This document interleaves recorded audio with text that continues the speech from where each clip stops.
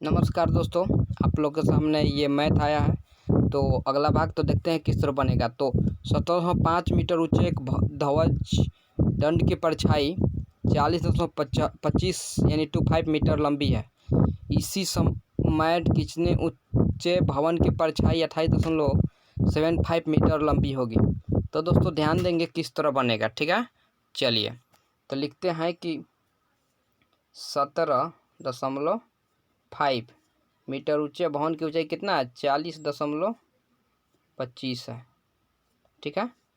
तो फिर बोल रहा है कि कितना ऊंचे भवन की ऊंचाई परछाई इतना होगा, 28.75 होगा।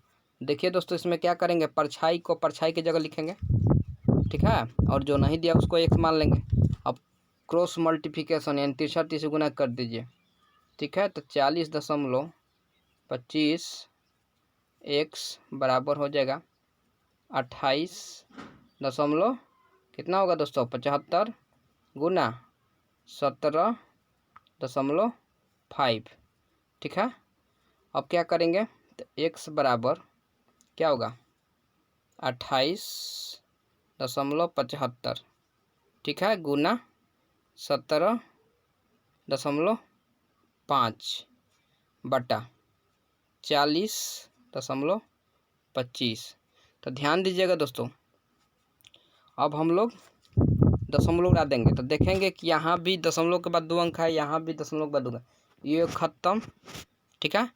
और यहाँ दशमलव के बाद 1 अंक है तो एक जीरो बिठा देंगे, ठीक है। दशमलव के लिए क्या करेंगे, एक जीरो बिठा देंगे। अब ऊपर का मिटाते हैं, इधर तो कोई काम नहीं है ना दोस्तों, बोलिए क्या, इधर तो कोई काम ना नु है।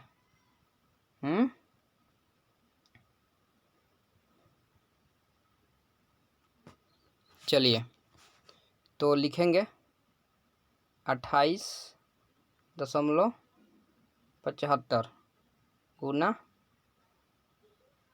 175 बटा 40.25। दशमलव तो उड़ गया है ना दोस्तों, यहाँ भी दशमलव खत्म है और गुना 10 बचा है, ठीक है। अब कटाएंगे तो किस तरह कटाएंगे, 5 से कटाइए, इधर मिटा देते हैं, इसका तो काम नहीं है ना, बोलिए इसका तो कोई काम नहीं है। तो 5 से कटाते हैं तो पंक्तियाँ 15 और 2 5 25 35, और 5 से इसको कटाते हैं तो 5 8 40 0 5, ठीक है।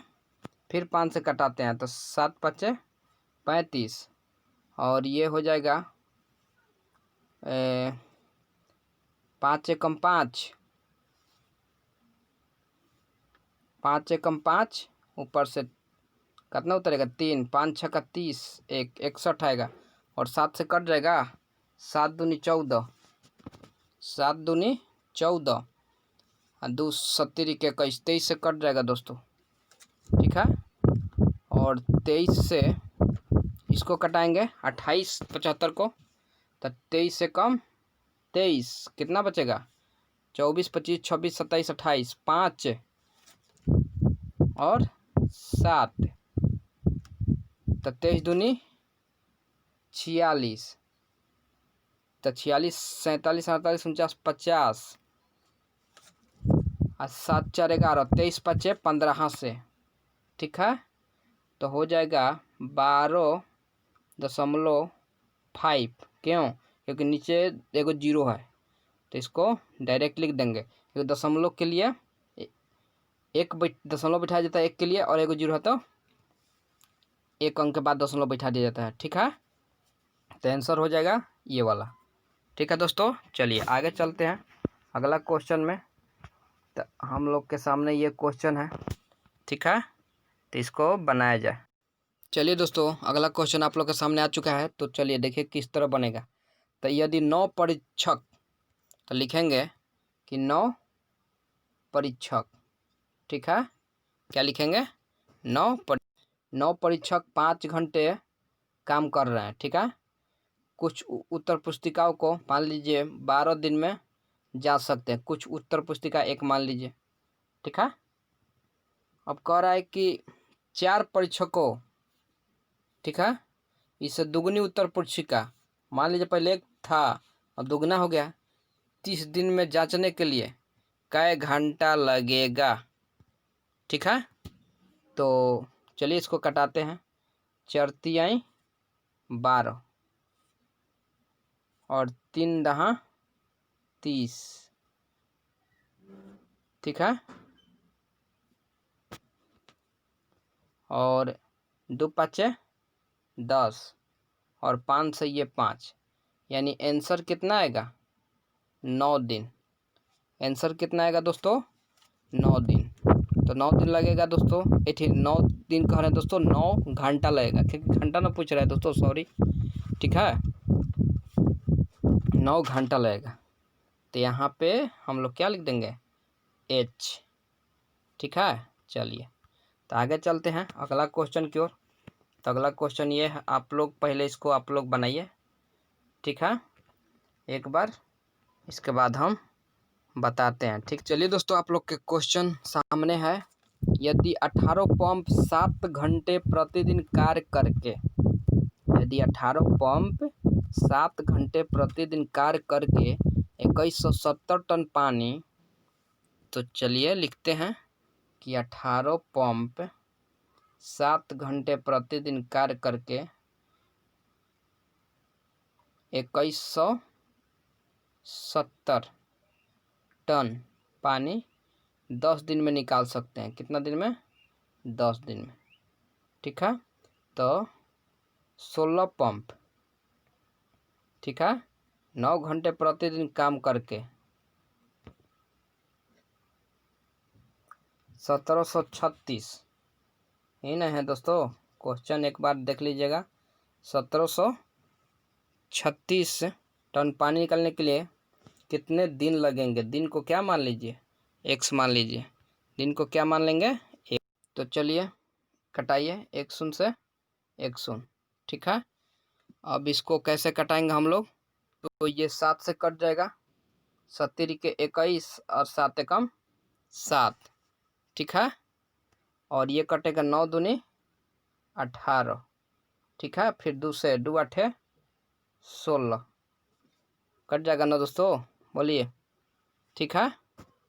तो अब 8 से इसको कटाएंगे, 8 दूनी 16, एक उतरेगा 13 हो जाएगा, 8 एकम 8 और 5, 8 7 56, ठीक है, कट गया।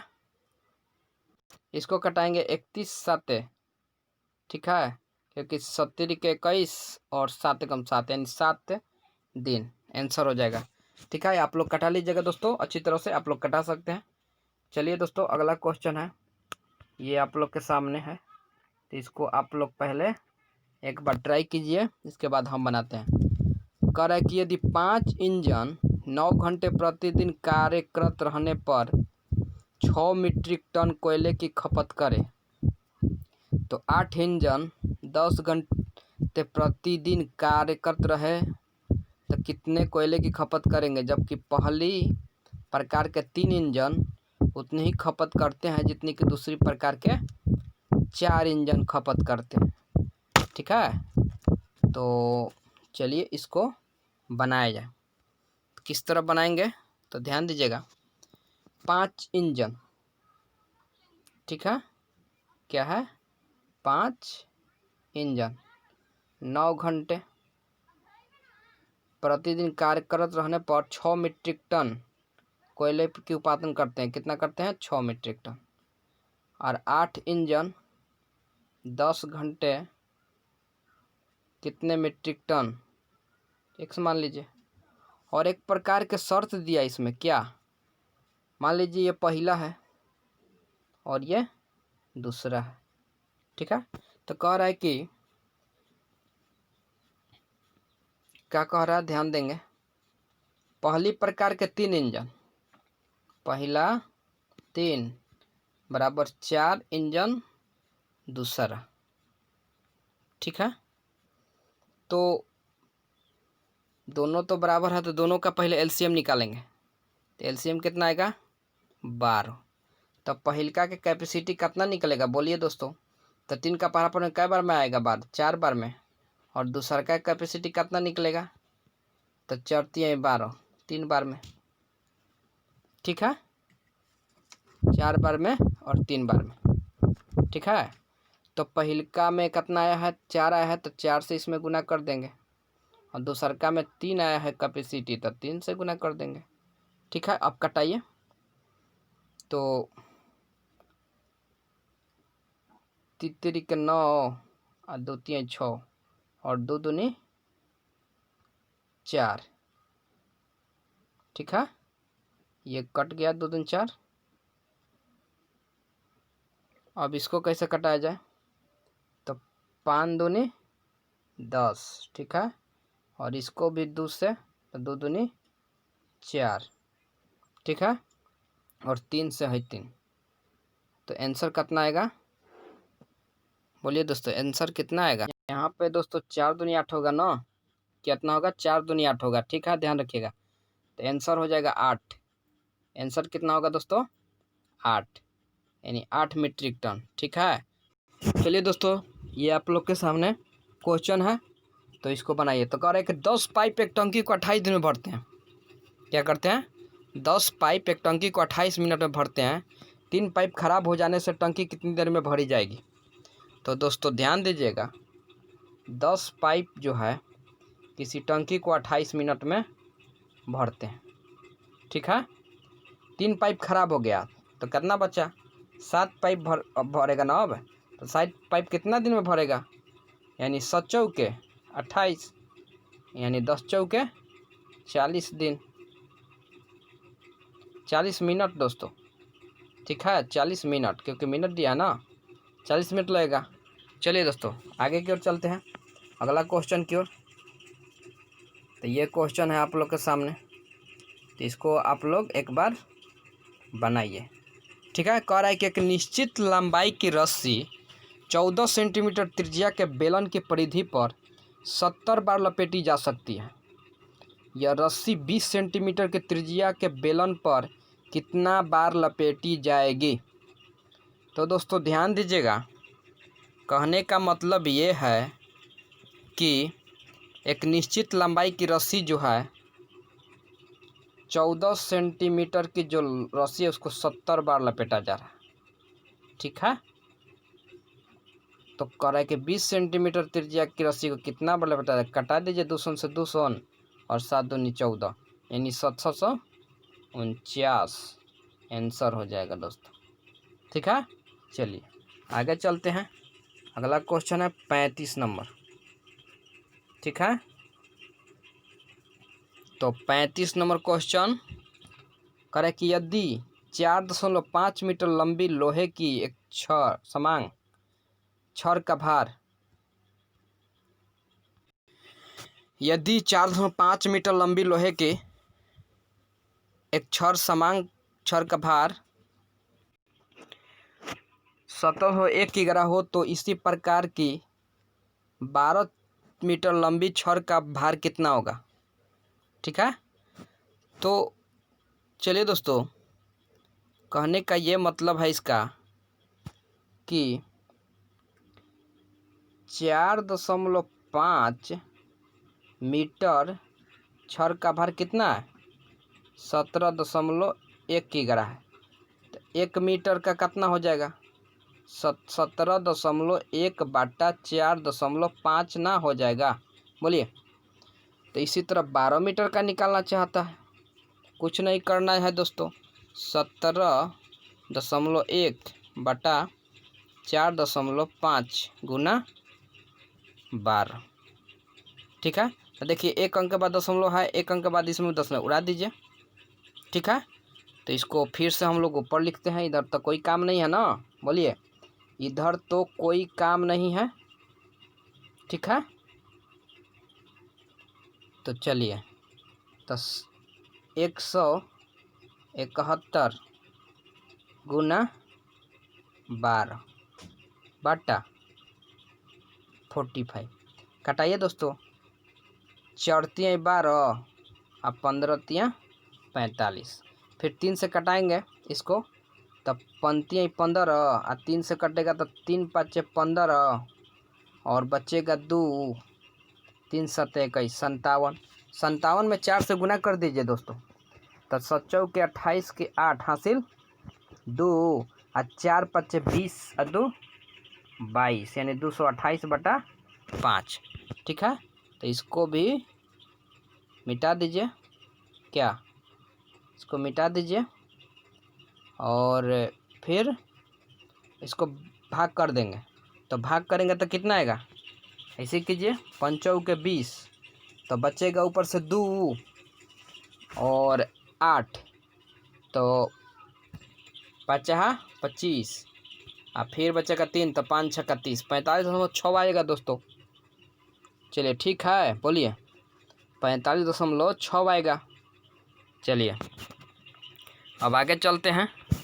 ठीक है, तो आप लोग के सामने एक क्वेश्चन मैंने लाया है, तो क्वेश्चन देखिएगा दोस्तों, थोड़ा सा तिरछा हो गया, तो आप लोग इसको पहले चेक कीजिए एक बार बना के। ठीक है, और नहीं बनेगा तो हम बताएंगे और करेंगे दोस्तों।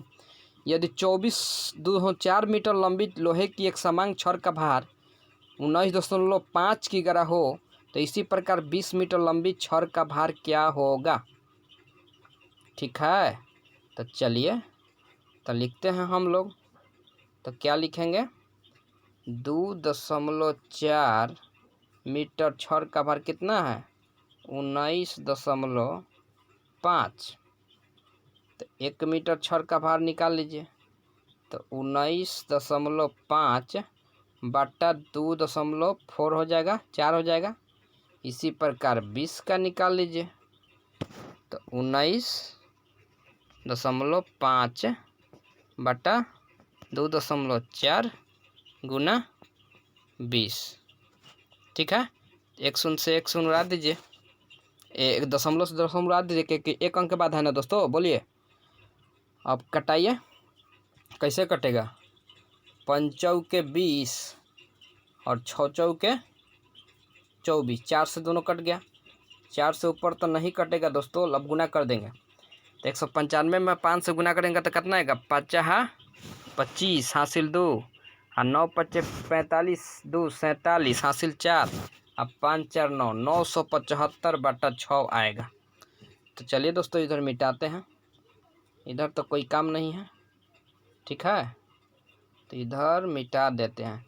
तो दोस्तों आप लोग बना सकते हैं, जो मैथ थोड़ा सा लगेगा कि कुछ है तो उसका हम डबल मैथ दे देंगे दोस्तों, नहीं तो इसमें तो मैथ सिंपल था, इसलिए मैंने डबल मैथ नहीं लाया। तो अगर चाहिए तो कमेंट ज़रूर कीजिएगा, कि कमेंट व्हाट्सएप नंबर हिले है। ठीक है, मैंने पहले वाले वीडियो में दे चुके हैं दोस्तों, तो आप लोग पढ़िएगा ज़रूर, समझ में आएगा। ठीक है, तो 6 से इसको भाग करेंगे तो कितना आएगा, 975 में 6 से भाग कीजिए तो 1, 6, 3, 6 × 1 = 36, 1 बचा, 6 दूनी 12, 3 बचा और यहाँ पे दशमलव, आप 6×5 = 30, यानी 162.5 जो होगा ना वो सही हो जाएगा। देख लीजिए 162.5 जो होगा ना वो क्या हो जाएगा, आंसर हो जाएगा। ठीक है, क्या हो जाएगा, आंसर हो जाएगा। चलिए दोस्तों अब आगे की ओर चलते हैं। नेक्स्ट क्वेश्चन है ये, आप लोग के सामने एक और क्वेश्चन मैंने लिया है आप लोग के लिए। तो पहले इसको बनाइए आप लोग, इसके बाद हम बनाते हैं। तो यदि 3.5 मीटर लंबी लोहे की एक समान छड़ का भार 17.5 किग्रा हो, तो इसी प्रकार की 15 मीटर लंबी छड़ का भार कितना होगा, ये ना कह रहा है। तो ध्यान दीजिएगा दोस्तों, यदि 305 मीटर लंबी है तो लिखेंगे, क्या लिखेंगे, तो 3.5 मीटर लंबी कितना है, 17.5 है, एक का कितना होगा, 17.5 बटा 3.5, इसलिए 15 का पूछ रहा है। ठीक है। तो 17.5 बटा 3.5 गुना 15, ठीक है। दशमलव से दशमलव उड़ा दीजिए और 35 7 175 होता है। 35 7 35 के 5 नहीं, 35 5 होगा, 35 5 175 होगा। 50 25 35 15 16 17, हाँ 35 5 और गुना कर देंगे दोस्तों तो 15 5 75 जो है हम लोग का क्या हो जाएगा, आंसर हो जाएगा दोस्तों। तो दोस्तों अच्छा लगे तो लाइक और सब्सक्राइब जरूर कीजिएगा दोस्तों। मिलते हैं नेक्स्ट